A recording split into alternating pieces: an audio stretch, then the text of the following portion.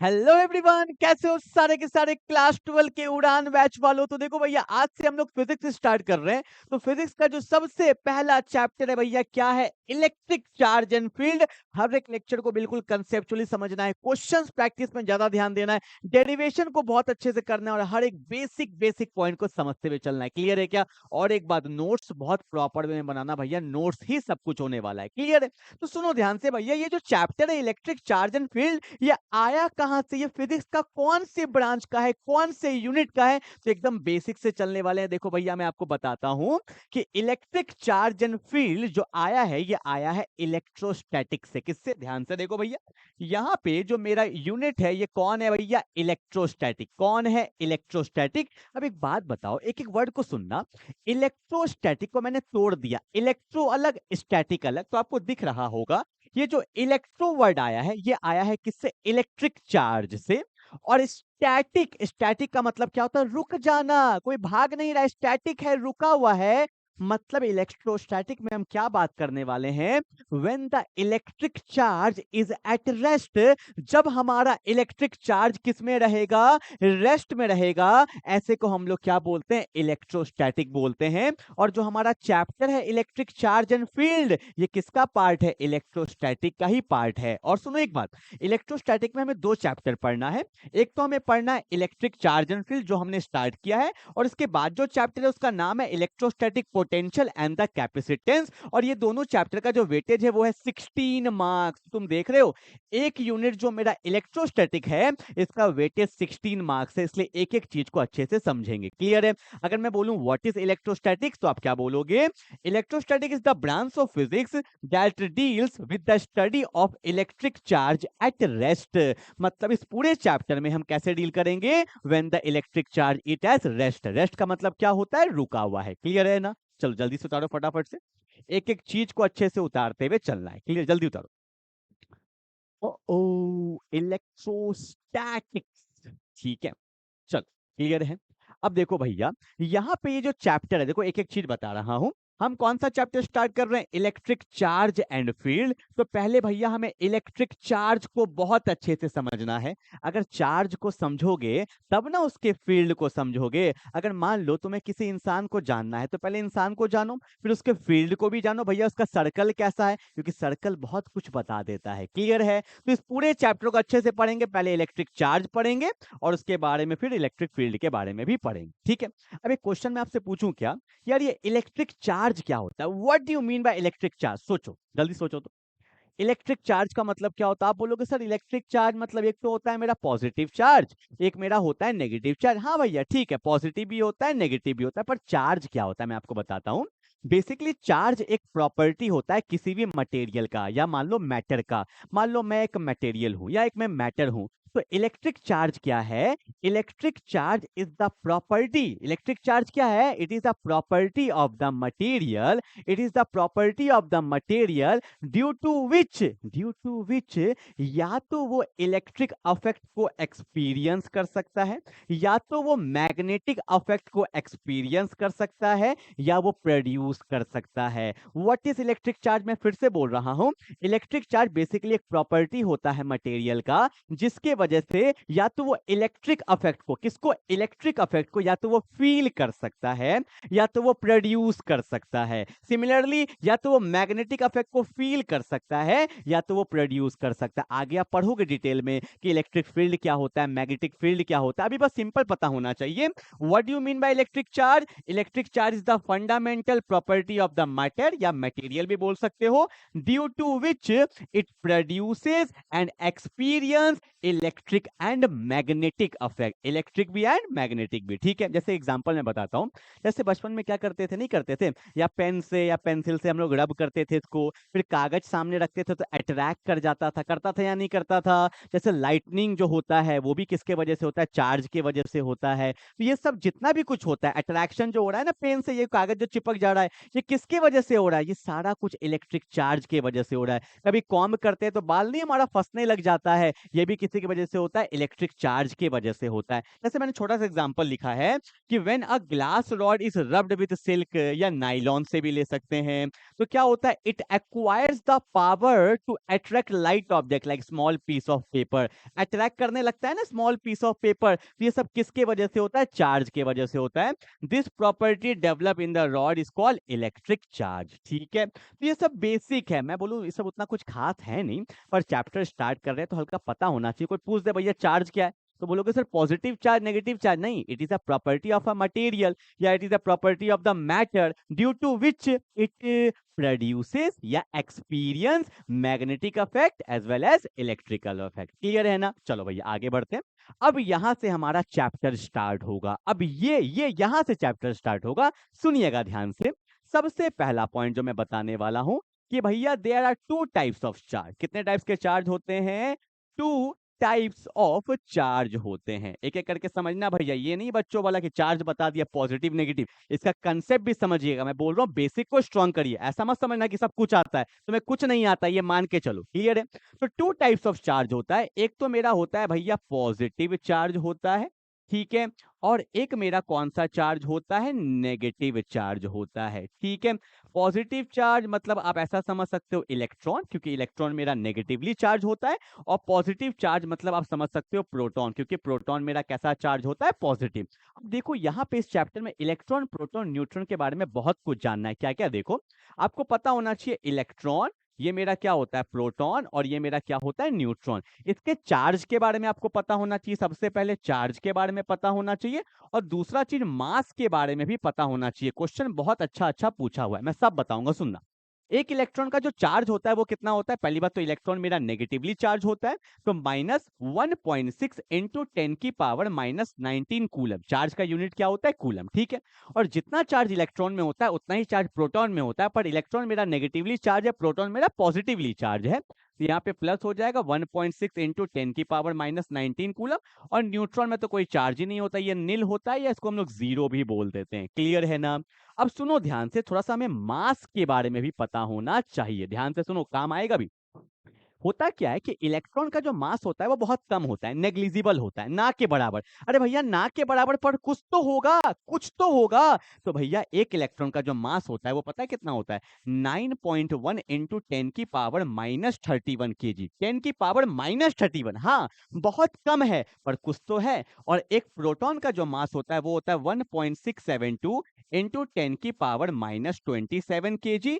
और एक न्यूट्रॉन का जो मास होता है वो होता है 1.675 इंटू 10 की पावर -27 kg। ठीक है, प्रोटॉन और न्यूट्रॉन का मास अप्रोक्सीमेटली बराबर होता है, पर अगर क्वेश्चन आ जाए कि इलेक्ट्रॉन प्रोटॉन न्यूट्रॉन में सबसे ज्यादा मास किसका होगा, तो किसका होगा? न्यूट्रॉन का। तो ये पता होना चाहिए मास ऑफ न्यूट्रॉन सबसे ज्यादा, फिर मास ऑफ प्रोटॉन, और सबसे कम होता है मास ऑफ इलेक्ट्रॉन।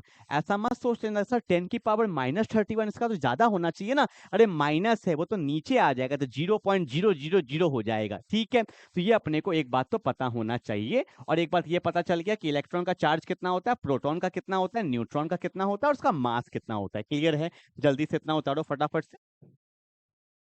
ये था मेरा पहला पॉइंट। दूसरा पॉइंट बताऊंगा।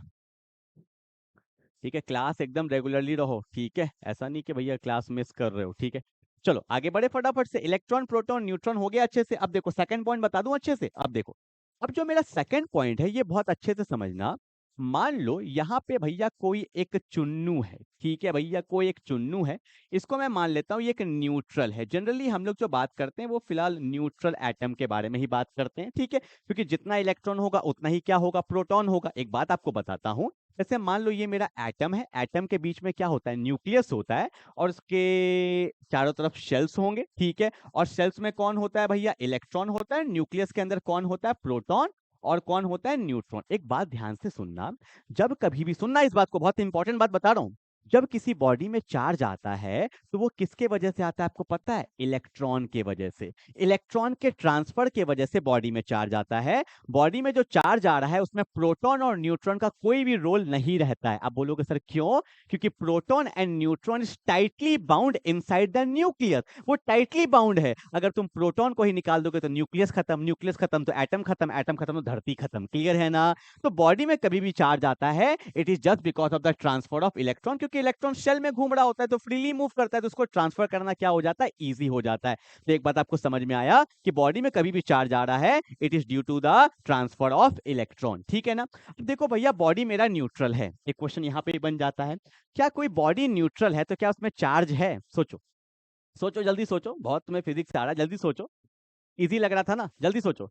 अरे बॉडी न्यूट्रल है तो कोई चार्ज है? आप बोलोगे नहीं सर इसमें चार्ज तो नहीं है। सुनो, a neutral body is not charged, मतलब न्यूट्रल बॉडी में कोई चार्ज नहीं है, पर इट कंटेन्स चार्ज। देखो ना भैया, न्यूट्रल का मतलब क्या है, इसमें दो पॉजिटिव चार्ज है और दो नेगेटिव चार्ज है। अरे चार्ज तो है ना, ओवरऑल जीरो हो गया, but it contains charge, it is not charged, ठीक है। तो पॉजिटिव का मतलब मैं ऐसा भी बोल सकता था, इसमें दो प्रोटॉन है और इसमें क्या है भैया, दो इलेक्ट्रॉन है। इतना बात क्लियर है? और सुनना, मैंने क्या किया, मान लो मैंने इसमें एनर्जी दिया या कुछ भी दिया और बॉडी में से मैंने इलेक्ट्रॉन को रिमूव कर दिया। क्या कर दिया मैंने? इलेक्ट्रॉन को रिमूव। अब सुनना ध्यान से, पहले बॉडी न्यूट्रल था, दो पॉजिटिव दो नेगेटिव, अगर मैंने बॉडी में से एक इलेक्ट्रॉन को रिमूव कर दिया तो दो प्रोटॉन एक इलेक्ट्रॉन, तो एक प्रोटॉन से तो एक इलेक्ट्रॉन कट जाएगा क्योंकि चार्ज दोनों का सेम होता है। अब बॉडी में कैसा चार्ज है? पॉजिटिव। आपने सीखा क्या कि जब बॉडी में से इलेक्ट्रॉन को रिमूव कर देते हैं, बॉडी में से इलेक्ट्रॉन को रिमूव कर देते हैं तो बॉडी मेरा कैसा चार्ज हो जाता है? Positive charge. कैसा चार्ज हो जाता है? पॉजिटिव चार्ज, ठीक है। देखो मैंने क्या किया, इसमें इलेक्ट्रॉन ऐड किया, तो जब बॉडी में इलेक्ट्रॉन ऐड करते हैं तो दो प्लस तो दो माइनस था, एक इलेक्ट्रॉन ऐड किया तो बॉडी कैसा चार्ज हो जाता है? Negative charge. ये सब समझने का चीज है, खाली नोट्स भरने से नहीं होगा, समझ गए काफी है कि when we add an electron the body gets negative charge and when we remove the electron the body gets positive charge, ठीक है। और एक बात बता देता हूं कि जब बॉडी में से इलेक्ट्रॉन रिमूव करते हैं तो इसका मास पहले से क्या हो जाएगा? कम हो जाएगा। ऑब्वियस सी बात है, अरे कुछ तो मास था ना इलेक्ट्रॉन का यार, कुछ तो था। तो जब बॉडी में से इलेक्ट्रॉन रिमूव करते हैं तो मास कम हो जाता है, और बॉडी में जब इलेक्ट्रॉन ऐड करते हैं तो मास क्या कर जाता है? इंक्रीज कर जाता है। तो ये कंसेप्ट आपको समझ में आ गया होगा, अच्छे से उतार लेंगे। अगर आपको नोट्स को भरना या लिखना चाहते हो तो लिख भी सकते हो, क्या कि when we add an electron the body gets negative charge and when we remove the electron the body gets positive charge. फंडा क्लियर है? तो ये दो पॉइंट आपको पता होना चाहिए, किसके बारे में? चार्ज के बारे में। जल्दी उतार लो। डिंग डिंग डिंग डिंग डिंग डिंग। चलो भैया, लेक्चर 2 है कल, अच्छे से करना है, पर लेक्चर 1 को अच्छे से रिवाइज कर लो एकदम, ठीक है। आगे बढ़े फटाफट से। अब देखो भैया, यहां से क्या स्टार्ट होने वाला है? Properties of charge. चार्ज के बारे में थोड़ा सा मैंने बताया कि चार्ज होता क्या है, फिर कुछ पॉइंट्स बताया उसके बारे में। अब पढ़ेंगे प्रॉपर्टीज ऑफ चार्ज। क्या क्या प्रॉपर्टीज है? बेसिकली प्रॉपर्टीज तीन हमें पढ़ना है। क्या क्या? सबसे पहला प्रॉपर्टी जो होता है वो होता है additive, additive nature of charge. सब पढ़ा दूंगा, रुक जाओ भैया। एडिटिव नेचर ऑफ चार्ज हमें पढ़ना है सबसे पहला, ठीक है। दूसरा जो प्रॉपर्टी हमें पढ़ना है उसको हम लोग बोलते हैं क्वांटाइजेशन ऑफ चार्ज। क्या बोलेंगे भैया? Quantization of charge, quantization of charge. और तीसरा जो हमें पढ़ना है जिसको हम लोग बोलते हैं कंजर्वेशन ऑफ चार्ज। क्या बोलते हैं? तीसरा को हम लोग बोलेंगे कंजर्वेशन ऑफ चार्ज। तो भैया हमें बेसिकली ये तीन प्रॉपर्टी को पढ़ना होता है। वैसे एक और भी होता है इनवेरिएंस ऑफ चार्ज, पढ़ा दूंगा, पर ये मेन है तीन, ठीक है। एक एक करके पढ़ते हैं, फिर इनवेरिएंस ऑफ चार्ज लिख देता हूं, बोलोगे वैसे मैं इसको अलग से ही पढ़ाता हूं पर आपने निकाल दिया है मुंह से, तो बोलते हैं इनवेरिएंस ऑफ चार्ज, ठीक है। तो ये हमें चार प्रॉपर्टी देखना होता है, ठीक है। आओ फटाफट से देखें क्या आप। अब ये क्या है? Additive nature of charge. समझना ध्यान से, देखो बेसिकली जो चार्ज होता है ना यार, वो स्केलर क्वांटिटी होता है। याद है मैंने बोला था 11 के कुछ कुछ चैप्टर्स अपने को अच्छे से पढ़ना है, जैसे वेक्टर हो गया। तो स्केलर और वेक्टर में क्या होता है? स्केलर मतलब जिसका सिर्फ मैग्नीट्यूड होता है, वेक्टर मतलब जिसका मैग्नीट्यूड भी है और डायरेक्शन भी होता है, ठीक है। तो जो मेरा चार्ज है उसका सिर्फ scalar quantity, it is an scalar quantity, मतलब इसका मुझे मैग्नीट्यूड से मतलब होता है। देखो मैंने क्या बोला कि भैया मेरे पास एक बॉडी है, दिस इज अ बॉडी, इसमें एक चार्ज है +3 कूलम, एक चार्ज है +4 कूलम, एक है -2 कूलम और एक है मेरा मान लेते हैं 1 कूलम है, ठीक है। इसमें चार्ज मेरा 4 चार्ज है, ठीक है। तो बोला गया है कि इस पूरे सिस्टम में टोटल कितना चार्ज है, मेरे को क्यू नेट निकालना है। तो जो क्यू नेट होगा इस पूरे सिस्टम का, वो पता है कैसे निकलेगा? सारे चार्ज को जोड़ दो, that's called additive nature of the charge. मतलब किसी भी सिस्टम का अगर टोटल चार्ज निकालना है तो उसमें जितने भी चार्ज है उसको जोड़ दो। तो देखो भैया पहले कौन है? 3 कूलम है, ठीक है।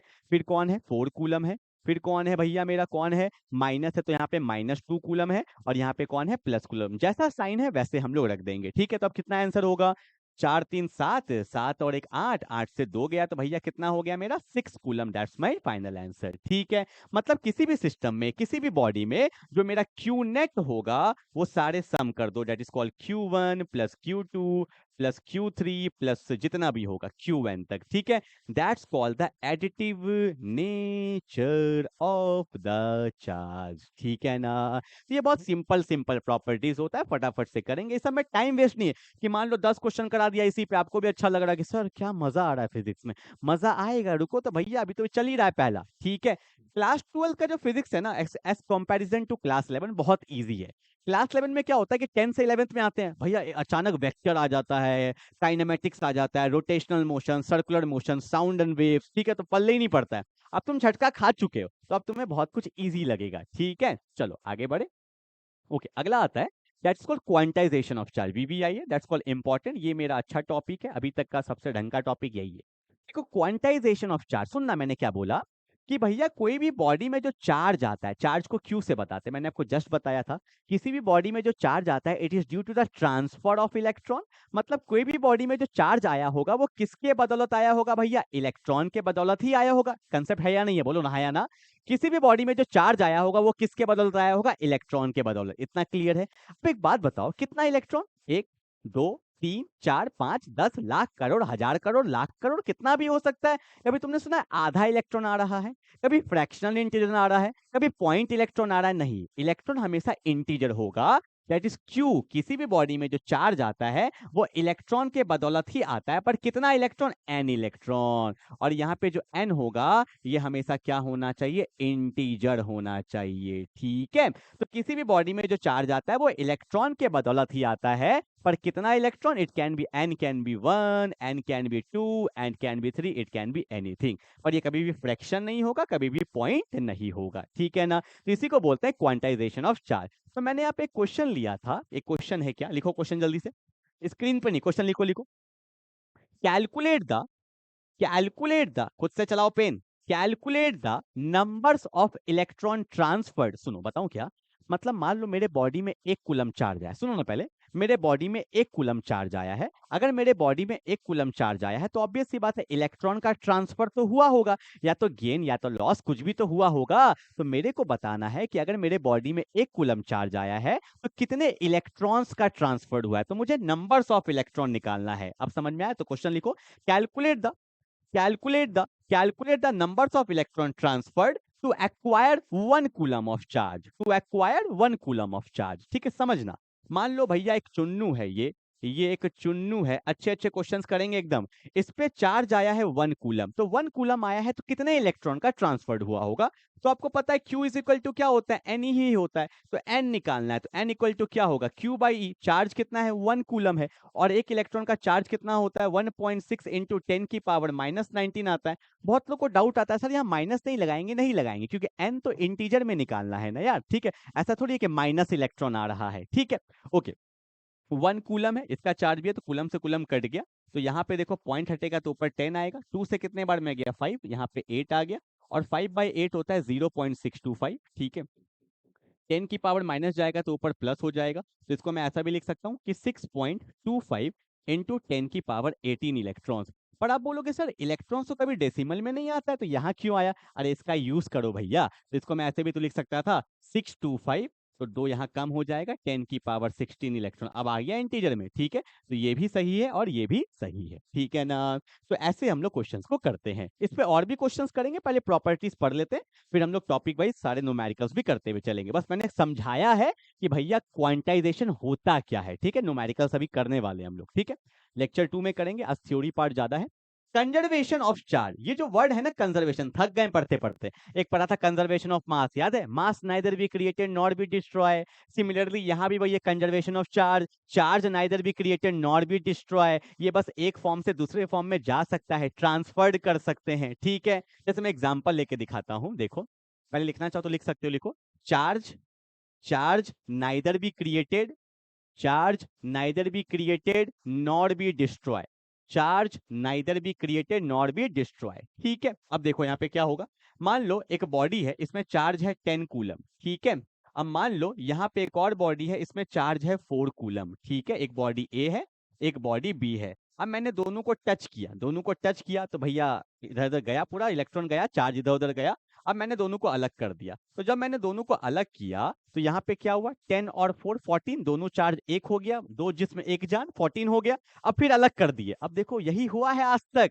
पहले तो भैया लोग साथ साथ आते हैं, दो जिस्म एक जान बन गए, और उसके बाद फिर पार्टीशन हो जाता है। और जब पार्टीशन होता है तो भैया प्रॉपर्टी एकदम बराबर बराबर बढ़ता है। तो 10 और 4 14 हो गया, तो जब बटा तो इसमें भी 7 कूलम चार्ज आ गया, इसमें भी 7 कूलम चार्ज आ गया। तो पहले चार्ज टोटल कितना था, 14 कूलम। अभी भी कितना है, 14 कूलम। तो charge neither be created nor be destroy, it get transferred from one body to another. अब देखो पहले 10 था, यहाँ 7 हो गया, यहाँ 4 था, यहाँ 7 हो गया। ठीक है ना, तो चार्ज टोटल तो उतना ही है, बट एक बॉडी से दूसरे बॉडी में क्या हो गया, ट्रांसफर्ड हो गया। इसी को बोलते हैं कंजर्वेशन ऑफ चार्ज बोलते हैं। क्लियर है, तो charge neither be created nor be destroy, it just get transferred from one body to another. ठीक है, जल्दी से उतार लो। अब मैं इसमें आपको तीनों चार्ज तो हो गया, इन वेरिएंस ऑफ चार्ज भी यही बता देता हूं।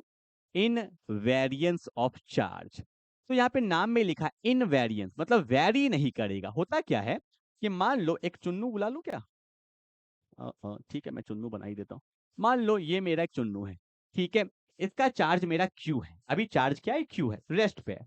अब मान लो ये बॉडी बोल रहा हूँ, चार्ज नहीं, ये बॉडी मेरा क्या कर रहा है, मूव कर रहा है। ठीक है, मान लेते हैं वी वेलोसिटी से मेरा क्या कर रहा है, मोशन कर रहा है, मूव कर रहा है। तो जब मूव करेगा तो चार्ज में कोई फर्क नहीं पड़ने वाला, इनवेरिएंस मतलब चार्ज पे कोई फर्क नहीं पड़ने वाला है। मतलब when a body is at rest और in motion there is no effect on charge, invariance of charge. ठीक है, तो एमसीक्यू में हो सकता है आप आ जाए, तो पता होना चाहिए चार्ज में कोई फर्क नहीं करेगा, इनवेरिएंस है। ठीक है, चाहे वो रेस्ट में रहे, चाहे बॉडी मेरा मूव करे। ठीक है, अब मान लो मेरे में 10 कूलम चार्ज है, मान लो अब मैं मूव कर रहा हूं, तो क्या मेरे में 12 कूलम चार्ज आ जाएगा, क्या हवा से आ गया चार्ज। ठीक है, तो चार्ज में कोई फर्क पड़ने वाला नहीं है, तो ये अपने को पता होना चाहिए। ठीक है, तो आज मैंने आपको क्या क्या चीज पढ़ा दिया, एक बार छोटा सा रिवाइज करा लेते हैं, फटाफट से छोटा सा रिवाइज करा लेते हैं। तो मैंने आपको इलेक्ट्रोस्टैटिक के बारे में थोड़ा सा बता दिया। ठीक है, तो branch of physics that deals with when the electric charge is at rest. ठीक है, उसके बाद मैंने आपको हल्का सा इलेक्ट्रिक चार्ज के बारे में बताया कि इलेक्ट्रिक चार्ज होता है क्या, बेसिकली एक प्रॉपर्टी होता है। ठीक है, उसके बाद मैंने आपको यहाँ पे बताया दो टाइप्स ऑफ चार्ज होते हैं, पॉजिटिव नेगेटिव, ये डेटा सब बताया आपको। ठीक है, फिर इलेक्ट्रॉन ऐड करते हैं तो बॉडी मेरा नेगेटिव चार्ज, रिमूव करते हैं तो पॉजिटिव चार्ज। ठीक है, बॉडी में चार्ज आता है, it is due to the electron transfer, क्योंकि प्रोटॉन और neutron tightly bound inside the nucleus.